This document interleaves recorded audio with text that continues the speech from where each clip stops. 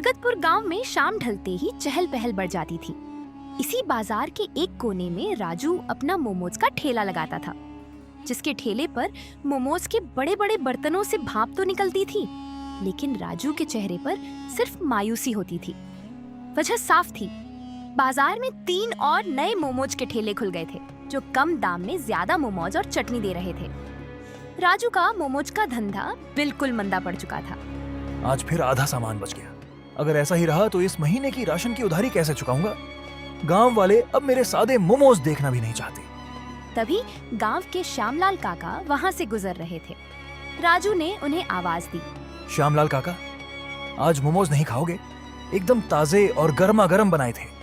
अरे राजू बेटा, सच बताऊं तो अब वही रोज रोज वाले उबले हुए मोमोज खाकर मन भर गया है। वो सामने देखो, गोलू के ठेले पर वो लोग कुछ नया मसाला डालकर दे रहे हैं।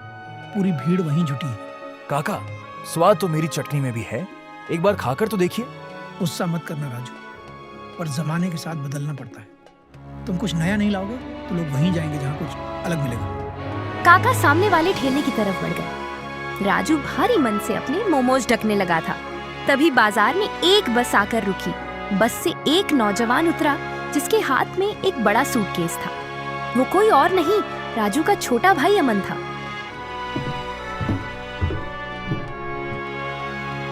भैया, ओ भैया। अरे अमन, तू अचानक शहर से गांव कैसे आ गया? और ये सूटकेस? तूने तो कहा था कि तेरी दिवाली पर छुट्टी होगी। भैया, मैं आ गया। जरा सामान उठाने में मदद करो, पैर दुख रहे हैं। सब ठीक तो है ना अमन? तेरी तबीयत तो ठीक है? शहर के उस बड़े रेस्टोरेंट में सब सही चल रहा था ना? भैया, ठेला बंद करो, घर चलो, वहीं बैठकर आराम से बात करते हैं। यहाँ बाजार में सब देख रहे हैं। दोनों भाई रात के सन्नाटे में अपने छोटे से पक्के घर पहुंच गए। अमन चुपचाप खाट पर बैठ गया। उसकी आंखों में एक अजीब सी खामोशी थी। राजू से अब और रहा नहीं गया और वह अमन के पास बैठ गया। अब बताएगा अमन, तू इस तरह बिना बताए क्यों आया? क्या रेस्टोरेंट के मालिक से कोई अनबन हो गई थी? भैया, मेरी नौकरी चली गई। उस बड़े रेस्टोरेंट का एक नया मैनेजर आया था। उसने अपने जान पहचान के लोगों को काम पर रख लिया और हम जैसे पुराने शेफ को बिना नोटिस दिए निकाल दिया। क्या? ये तो सरासर नाइंसाफी है। तू तो वहां का सबसे अच्छा कुक था। अब तू क्या करेगा? मुझे कुछ समझ नहीं आ रहा था भैया। शहर में अब रहना और कमरे का किराया देना मुमकिन नहीं था। मुझे लगा कि गांव आकर आपके साथ कुछ करूंगा, लेकिन आते ही बाजार में देखा कि आपका खुद का ठेला भी खाली पड़ा था। गांव में भी इतने सारे मोमोज वाले खुल गए हैं। तू हिम्मत मत हार छोटे, नौकरी गई तो क्या हुआ, तेरा भाई अभी जिंदा है। हम दोनों मिलकर 2 वक्त की रोटी का इंतजाम कर ही लेंगे। रही बात मेरे ठेले की, तो हाँ, ग्राहक टूट चुके हैं। लोग कुछ नया मांगते हैं जो मेरे पास नहीं है। भैया, आप अभी भी वही पुराने उबले हुए स्टीम मोमोज बेच रहे थे। आज के समय में लोग सिर्फ उबला हुआ खाना पसंद नहीं करते, उन्हें कुछ क्रिस्पी, कुछ धमाकेदार चाहिए। धमाकेदार? अरे भाई, मोमोज तो ऐसे ही बनते हैं ना? मैदे के अंदर सब्जी भरो और भाप में पकाकर बेच दो। यही तो गलती है भैया। शहर में मैंने एक नई रेसिपी सीखी थी। वहां लोग स्टीम मोमोज से ज्यादा कुरकुरे तंदूरी और फ्राइड मोमोज पसंद करते थे। कुरकुरे मोमोज? ये कैसे बनते हैं? बस भैया, कल सुबह बाजार से थोड़ा सामान लाते हैं, फिर मैं आपको ऐसा स्वाद बनाकर दिखाऊंगा कि पूरे बरगदपुर में हमारे मोमोज की चर्चा होगी। राजू ने पहली बार कई दिनों बाद मुस्कुराते हुए अपने छोटे भाई की तरफ देखा। उसे लगा जैसे अंधेरे में उम्मीद की एक नई किरण दिखाई दे गई हो। ठीक है अमन, कल से हम दोनों मिलकर नई शुरुआत करेंगे। नहीं भैया, शहर के बड़े बड़े रेस्टोरेंट में अब एक नई चीज धूम मचा रही है। कुरकुरे मोमोज, बाहर से एकदम क्रिस्पी, क्रंची और अंदर से रसीले। हमारे बरगदपुर के लोगों ने ऐसा स्वाद कभी चखा ही नहीं होगा। कुरकुरे मोमोज? ये क्या भला है? क्या मोमोज भी कुरकुरे हो सकते हैं? बिल्कुल हो सकते हैं भैया। कल सुबह आप दुकान के लिए मैदा और सब्जियां लाना, बाकी का जादू मैं आपको सिखाऊंगा। हम दोनों मिलकर गांव का सबसे पहला और अनोखा कुरकुरे मोमोज का ठेला लगाएंगे। अगली सुबह बरगदपुर गांव में सूरज की पहली किरण के साथ ही दोनों भाई अपने काम में जुट गए थे। राजू बाजार से ताजी बंद गोभी, गाजर, प्याज और मैदा खरीद कर लाया था। घर के बरामदे में दोनों ने मिलकर सब्जियां काटी और मैदे की छोटी छोटी लोइयां बनाकर मोमोज तैयार किए। जब मोमोज भाप में पककर तैयार हो गए, तब राजू उन्हें हमेशा की तरह थाली में सजाने लगा, लेकिन अमन ने उसे रोक दिया और मुस्कुराते हुए अपनी सीक्रेट रेसिपी निकालने लगा। अमन, मोमोज तो उबल कर तैयार हो गए हैं। अब इसमें ऐसा क्या अलग करेगा तू जिससे ये कुरकुरे हो जाएंगे? मुझे तो कुछ समझ नहीं आ रहा। भैया, यही तो असली जादू है।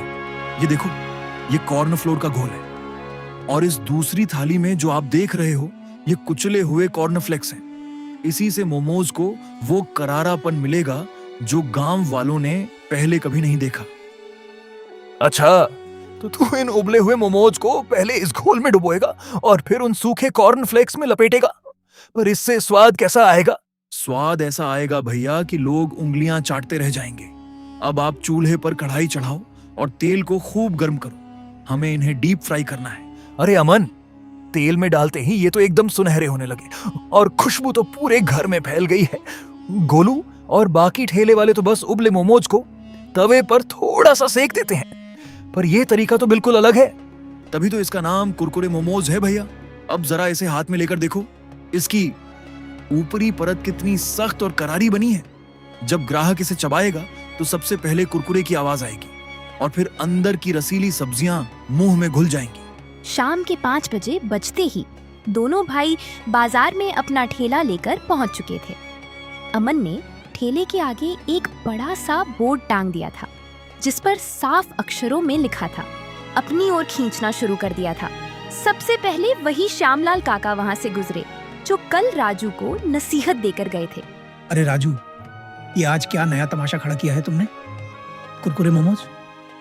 मोमोज तो मुलायम होते हैं, ये कुरकुरा क्या होता है भाई? काका, मैं राजू का छोटा भाई अमन हूँ। शहर के बड़े रेस्टोरेंट से सीख कर आया हूँ। आज पैसे मत दीजिए, बस हमारी तरफ से एक मोमो छक्कर देखिए। पसंद ना आए तो दोबारा मत खाइएगा। चलो भाई, तुम इतना कह रहे हो तो छक ही लेते। वैसे भी खुशबू तो बहुत जोरदार आ रही है। अमन ने गर्मा गर्म कुरकुरा मोमो, लाल तीखी चटनी और सफेद मेयोनीज के साथ श्यामलाल काका के हाथ में दिया।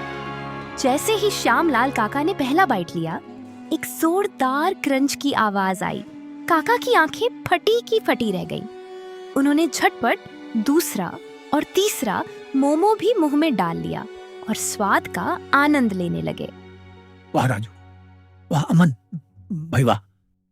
ऐसा स्वाद तो मैंने अपनी पूरी जिंदगी में नहीं चखा। बाहर से इतना करारा और अंदर से इतना रसीला। ये तो गोलू के मोमोज से 1000 गुना बेहतर है। अरे भाइयों, गोलू के ठेले को छोड़ो और सब लोग यहाँ ना आओ। राजू और अमन ने कोई ऐसी कमाल की चीज बनाई है जो मुंह में जाते ही मजा ला देती है। इसे कुरकुरे मोमोज कहते हैं। श्यामलाल काका की बात सुनते ही राजू के ठेले के सामने गांव वालों की भारी भीड़ जमा हो गई।